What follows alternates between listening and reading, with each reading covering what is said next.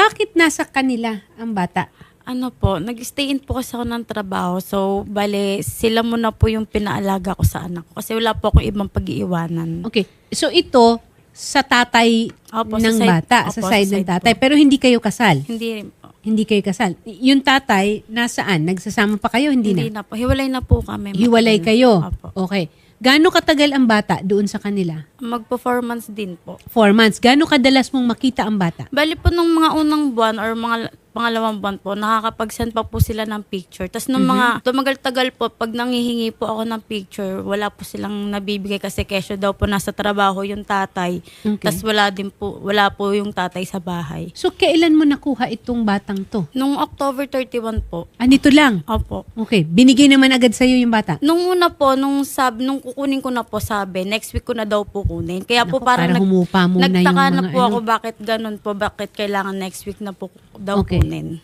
Sino ang nag-aalaga talaga sa bata? Yung lola daw po. Yung lola? Opo. Sino ang nananakit sa bata? Ang sabi po nung nagsumbong sa akin is yung lola daw po. Okay. Itong nagsumbong sa'yo, kasama. Taga dun lang din po sa kanila. Parang kapitbahay din po nila. So, nakikita. Opo. At handa naman ito na magbigay ng Yun katibayan? Po, hindi ko po alam kasi ang sabi daw po, wag mo na lang daw po siya isama dun sa... Tyron Dane Torres. Ilang taon na si Tyron? 31 po, magti-22 na po. Ikaw, Ken, ilang taon ka na ba? 26 na po. 26 ka. Isa lang ang anak mo? Ito lang? Tatlo po. Tatlo? Bunso ko mo po, ito? opo. Ilan ang anak mo kay Tyron? Dalawa po. So, ilang taon na yung... Panganay. Yung panganay ko po is 3. Nasaan yung mga batang ito? Yung panganay ko po nasa kanila po, hindi ko pa po kasi nakuha. Kasi hindi ko po maasikaso kasi nung una nilagnat po yung bunso ko nung pagkakuha Okay, ko. so tatlo ang anak mo. Nasaan yung una pa? Nandun po sa tatay niya, nag-aaral po. Nag-aaral. Ilang taon yon? 6 na po. 6. So, ang 3 years old, nandyan pa ngayon, kina Opo. Tyron. Apo. Okay. Tyron, mama at papa mo ba yan? Kasama mo si Edna Opo, at saka opo, si Marlon. opo. Okay. Opo. So, ano ba ang lagay ng bata? Ano ba itong pinagbibintang sa inyo? Bali, naglalalamog po kasi ako eh. Mm. And yung mga sinasabi po niya ni Ken, hindi po totoo na nag-i-stay po siya. Marami po kayong screenshot dito. Yung bata, bakit maraming pasa at mga kurot-kurot? Yung iba po, pantal lang po, lamok lang po. Kasi wala naman pong aircon sa bahay. Kumbaga, ventilador lang po. Tapos, naglalaro po silang dalawa ni Adira. Bakit may Yung mga kapatid niya po. pasa? May sakit po yung bata, manloris po eh. May sakit po sa dugo, manloris. Malnourished? Malnourished lang po. Pero wala pong sakit sa dugo yung anak ko po. Hematoma po sa EPA. Oh, hindi naman mukhang sa ano ito eh. Napa-blood test nyo ba? Ano ba ang may karampatan ba na pagpapa-check up itong batang ito? Hindi pa po. Pero sabi niya daw po, pina-check up niya na daw po. Okay. Malnourished Hindi po lang po kompleto. yung anak ko po, pero wala pong sakit sa dugo. Walang sakit sa hindi ito Opo. leukemia. Hindi rin po. Kasi po, nung time na binigay ko po sa kanila yan, may laman-laman na po. Kasi sabi lang po ng doktor is pakainin ng tama at padidein lang po. So ibig sabihin hindi na aalagaan. Opo, kaya siguro po pumayat. Okay, pero itong mga pasa-pasa, ang sabi ba ng doktor ay mga pasa ito? Opo, nung, Contusions ba ito? nung pinamedical ko po, pasa daw po. Ano ang kadahilanan? Anong maaring kadahilanan ng mga pasa-pasa na yan? Kasi may medical legal ito. Multiple hematoma, frontal, MID, bilateral. So, bilateral thigh, bilateral legs, linear abrasion. May linear abrasion sa chest, mid-chest. Actually, ako gusto ko sana ipatingin ito sa mas bigyan ng pagsusuri. Apo. Oo. For further medical check-up yung bata. Kasi hematoma means pasa. Tyrone, ang mangyayari nito gusto kayong kasuhan. Kakasuhan kayo ng child abuse. Hindi naman po ginagawa yun eh. Ba't niya po kakasuhan ng child abuse po? Iniwan niya po yan, kinabukasan daw niya po babalikan, hindi niya na po binalikan. So kaya napunta sa inyo yung bata. Nung time po na yon, dapat po Formal. iiwan ko siya sa pinsan ko po. Hindi na po nag-reply. So, kailangan ko na po kasi magtrabaho nun kinabukasan. So, nakiusap po ako So kinabukasan. 4 na buwan mong iniwan doon? Opo, pero... Niha-niho? O hindi mo rin tinatanong kung ano lagay? Hindi, nangangamusta po ako. Lagi niya pong sinasabi na okay naman po yung bata, malakas daw po kumain. Akala ko naman po, which is totoo naman. Tapos nung mga ilang buwan, nung sabi ko, bakit ang payat? Sabi niya, hindi yan payat, parang sa picture lang, parang ganun. Diyos ko, ano ba itong mga nanay na napupunta sa atin, Shari? Sus Mario Josep. In any case, ang una muna nating titingnan dito, yung kalagayan ng bata. We need to have a clearer forensic, kumbaga, report. Okay. No? tungkol sa kalagayan ng bata.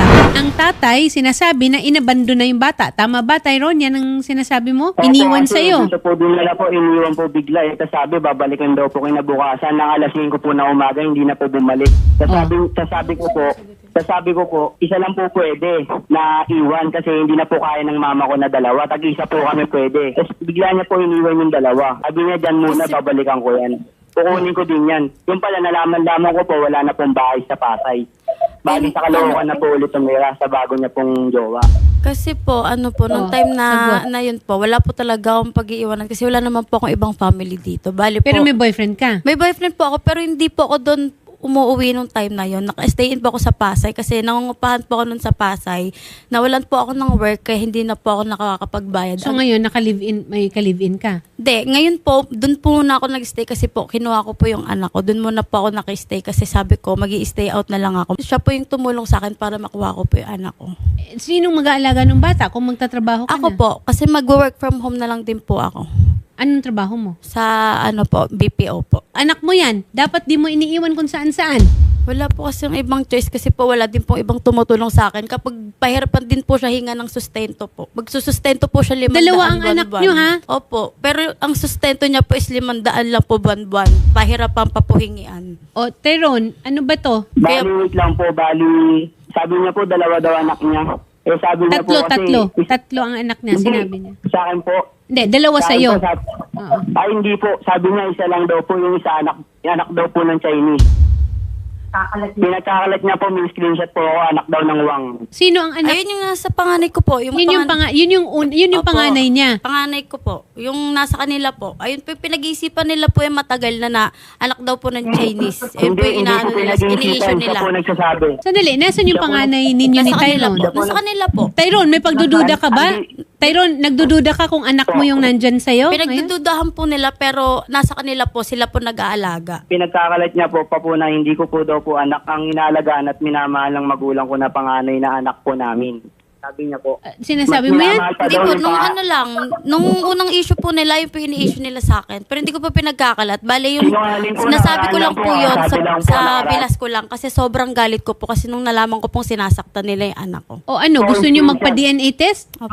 Pwede rin po. Pwede rin po. naman po. Pa-DNA nila yung bunso ko kasi ayun rin po pinag-iisipan nila eh. Pag hindi po ako nakapagbigay ng sustento, pinopost po ako agad. Tapos, nung nakaraan po nasa amin yung anak niya, hindi ko po sa kanya ginagawa yung ganun po.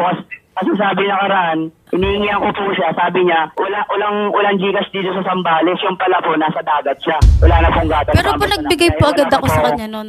Nagbigay agad ako. Nagbigay po siya pero sa kapitbahay lang po. Hindi, Kahit iniwan itanong niya niyo po.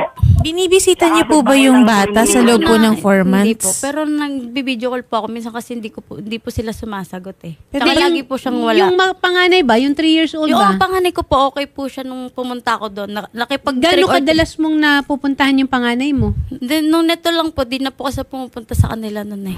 Miss Janice Pineda, Social Welfare Officer 1 ng Caloocan City. Ma'am Janice, ano po ba ang magiging protocol ng Social Welfare Office sa kasong ganito na merong allegation of abuse and maltreatment sa isang batang barely 1 year old po? First po, dapat yun po, kung visit din po, to check po kung saan po nanggagaling yung mga nakita po, na-find po nung medico-legal. So, minsan po, di ba po, pag marumi yung lugar, yan po, Yes. tina-check din po yan, kasama po yan. Mm-mm. Ngayon po, kung willing po mag-file ng case po si mother, pwede naman po namin i-assist sa WCPD. Kasi ito, Shari, ano ito, parang kumbaga, hindi lang naman yung batang ito ang kailangan nating asikasuhin, ano? At yung issue na ito. Magandang hapon po, Lieutenant Remy Berenguel. I think kakailanganin po namin ang tulong po ninyo kasi ito pong allegations of abuse will fall under violence against women and children. Tama po ba? Apo. Oo. Kaya lang, meron rin pong issue on whether or not the mother herself na gustong kunin ang bata ay karapat-dapat, mangalaga. Okay po. We will be endorsing this po sa inyo, sa Women and Children's Protection Desk at sa City Social Welfare Development Office kay Ma'am Janice Pineda for appropriate po na processing. No? Ken Apple, may proseso tayo na susundan. Apo, sige Okay? po.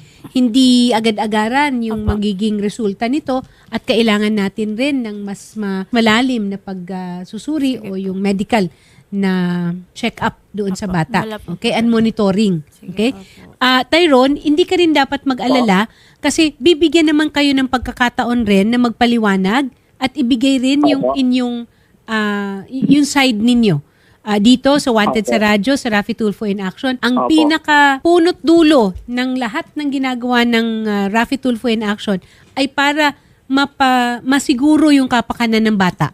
Kasi yun yung Opo. walang depensa Walang ibang Opo. nangangalaga doon ha. Opo, So opo. ito, Opo. kung ano ang mas mabuti para sa mga anak ninyo. Opo. Tama ako, Shari? Kasama na dito ang DNA test. Opo. Sus Mariosep. Sir Tyron, ang sa amin din, ang gusto din sana namin, maipa-verify yung sa medical legal. Kasi ang katwiran nyo, may problema sa dugo yung bata, pero dito kasi sa Opo, medical opo. legal, pasa.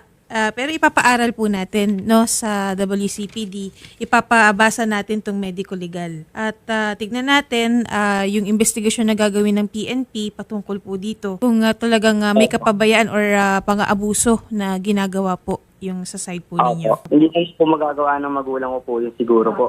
Opo, pero bakit po may mga kurot din? May mga kurot po. Ano po mahaba po yung kuko niyan Kasi dumarating po minsan pag kumakain po, mahaba po yung kuko. Kurot ito sa... Kurot po sarili niya, tapos naglalagay po sila ng...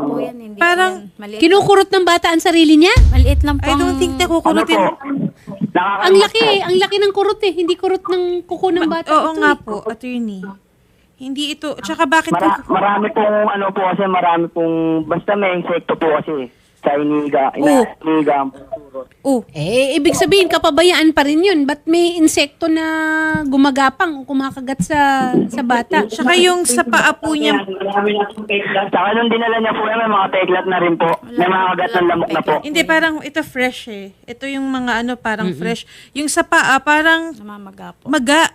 Ano yung nangyari sa paa niya? I think kaliwa ito. Magkabilaan po yan. Magkabilaan. Nalaglag po sa hagdan? Naglalakad-lakad po yan kasi naglalaro po sila naglalaro po sila ng kapatid niya. Yung mga sinasabi po yung babae na yan kasi nungalingan na lahat yan Hindi, kaya nga po vine-verify po namin, Sir Tyron, no? Mas maganda kasi... Marami po screenshot. Marami po screenshot dito mga nasa dagat po yan lahat. Starbucks, Wala pong connect McDo, yung Jollibee. pagpunta ko sa ganon sa pananakit sa anak ko. Ang pinopoint ko dito is, tinatanong kita kung saan galing yung mga pasa ng anak ko. Yun lang, kasi hindi naman ako magkakaroon ng idea na sinasaktan nyo yung bata kung walang nagsumbong sa akin. Alam nyo yan, tiwala ako sa magulang mo kung paano nyo alagaan si Adira. Pero ang pinopoint ko is, bakit kinuha ko yung anak ko ng maraming pasa, maraming kurot. Ayun lang naman yung gusto kong i-ano sa inyo Syempre kahit nanay din ako Syempre ang ayos-ayos ng binigay ko sa inyo. Walang kaganyan, wala man lang kapasa-pasayan. May laman-laman yan. Hindi yun, Tyrone. Ang inaano ko sa'yo, saan nang galing yung mga pasa. Huwag mo pinupoint yung mga ginagawa ko. Ang inaano ko yung about sa anak ko, yung kung ano yung nangyari sa bata. O sabihin na natin iniwan ko dahil kailangan ko magtrabaho dahil ayaw mo magsustento, pero ba't kailangan yung ganyanin yung bata? Anong ayaw mo magsustento? Pahirapan ka, Ba't Tyrone. magsustento Alam mo pa? yan sa sarili mo. Alam mo yan. Kung kailangan magtrabaho para lang sa mga bata. Hindi ka nagtatrabaho. Aminin mo na sa sarili mo, hindi ka nagtatrabaho. Huwag kang magsinungaling. Hindi ka nagtatrabaho. Kung sinungaling dito, ikaw yun. Huwag ako ang mo. Nagtatrabaho, lalamog rider ako Alam nyo, imbis na mag-away kayo ng ganyan, asikasuhin nyo kaya yung mga anak ninyo. Mabigat ito na paratang. Tyrone child abuse. Opo. Mabigat na paratang ito. Mabigat na mabigat. Pero ikaw rin, naman rin Ken, mabigat rin yung basta iiwanan mo na lang. Opo. Alam ko naman po kasi no choice po talaga ako So Mga ma'am and sir, ito po yung sa medical legal certificate, ipapabasa na po natin sa WCPD kung saan nang gagaling. Mavi-verify naman po yan ng PNP, no? Kung ito po yung bata ay nakaranas po talaga ng pang-aabuso o kapabayaan. Opo. At kung kailangan pa ng monitoring and further testing. Yes, attorney. Opo. Sasamahan na lang po namin kayo. And gayon din po sa inyo, Sir Tyron, no? Doon po sa tanggapan po ng CSWD and gayon din po ng WCPD. Opo. Thank you very much po, Sir Tyron. Gayon din po kay Ma'am Edna and kay Sir Marlon. Paasistehan po namin kayo, sasamahan po kayo ng aming reporter, no? Para po makapag-usap din po kayo doon sa tanggapan po ng WCPD and CSWD. And thank you, ma'am. Salamat po, kausapin po namin kayo sa kabilang studio.